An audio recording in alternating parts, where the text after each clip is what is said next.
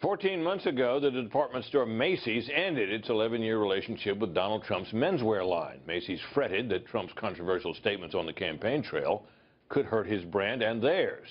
There are now additional signs of trouble for the Trump brand. Maria Bartiromo, host of Mornings with Maria, global markets editor for the Fox Business Network, is here. Hi, Maria. So this has gotten a little beyond neckties and shirts, right? Well, I think so, Britt. And I do think that initially the brand has taken a bit of a hit. But, you know, it's really hard to know. And I feel like I have to put this in context with the mainstream media as well, Britt. Because, as you know, the mainstream media would like Hillary Clinton to win. And there are various stories out there basically saying that there's this boycott against Ivanka Trump's business, that Donald Trump has seen hotel rates, room rates for his hotels, particularly the one in Washington, D.C., go down. But then you look at things like Twitter. He has 12.7 million followers on Twitter. And we know that he has gained so many more followers than perhaps he may have lost with this movement that he is trying to lead. And I do think that at some point, if the brand has taken a hit throughout all of this vitriol, that he will be able to get that brand back. Because if he has good hotels, if he has good golf courses, then people are going to go with it. But when you put this in context with the mainstream media and these stories out there, I think it's really important to also recognize that things like this are an opportunity to take voters away from the real issues. I mean, the fact is that the issue that is most important to the American people is the economy. And when you look at Donald Trump's economic plan, he wants to lower taxes and he wants to roll back regulations,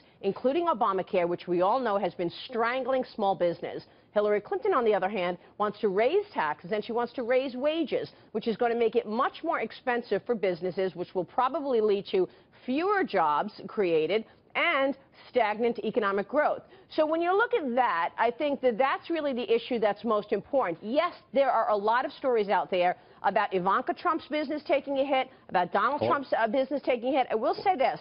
The PR representative of Ivanka Trump's business says that the company's sales are up 37% year over year from 2015. They are completely pushing back on this notion. Nonetheless, there are people who are pushing back on Donald Trump and Ivanka Trump and this movement that they are leading. And as a result, you do have this idea that the brand has taken a hit. I don't think that's long-lasting, frankly, because like I said, at the end of the day, if he has good hotels, if he has good golf courses, he's going to get that brand back.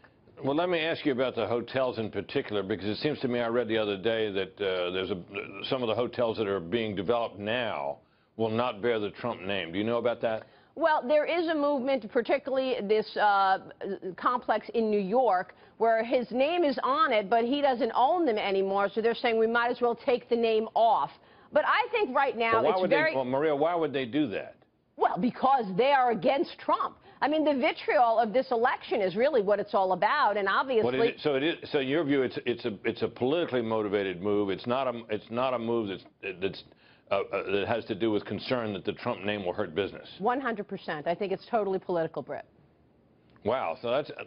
And tell me about the Ivanka Trump line of clothes. I guess that's not the most expensive clothes you can buy, correct? No, it's for middle America. It's sold in places like TJ Maxx. Obviously, right. I'm sorry?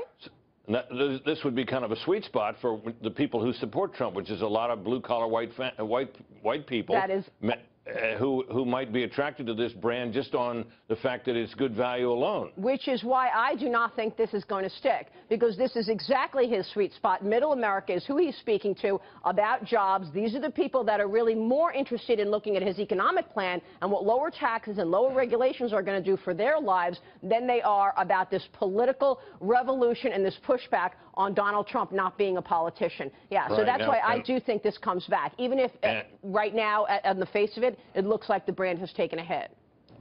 Now, would it be your view that probably the brand has not taken a hit? I don't think so. That's why I'm putting it in context for the mainstream media, Britt, because I think it's really important to recognize there are a lot of stories out there right now about this, but what's really true is debatable, because he's got an enormous following. People are looking at him not necessarily about the man, but about the movement, that they want to stop the corruption in Washington, and they want to get the economy back on track.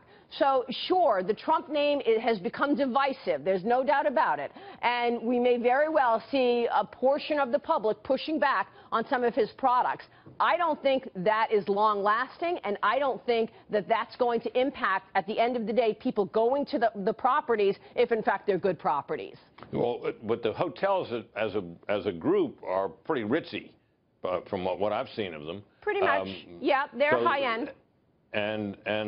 I wonder whether the high-end customers would be the type that would pull away from him, and that the lower-end customers who are legion among his supporters, because that's where his appeal has been to lower-income people, are having the toughest time. Whether their loyalty to him will be enough to keep those hotels booked. Right. It's the same reason that CEOs haven't given any money to Donald Trump. Because when you're talking about large CEOs, these are global businesses. These are globalists. Donald Trump is saying, I'm not running for president for the globe. I'm running for president for America. When I speak with small businesses, Britt, I'm talking about the restaurant owner, the person in the farmer's market. They're desperate for Trump economics because they are feeling like their business has gotten strangled by things like Obamacare, the EPA, Dodd-Frank, all of the things that Hillary Clinton says that she wants to build on. So small business is one portion of business. Big business and global CEOs, that's right, that falls into that category, that high-end elitism that you're talking about that may very well be shunning the brand right now. All right. Got it, Maria. Thanks. Nice to have you. Thanks so much, Brett.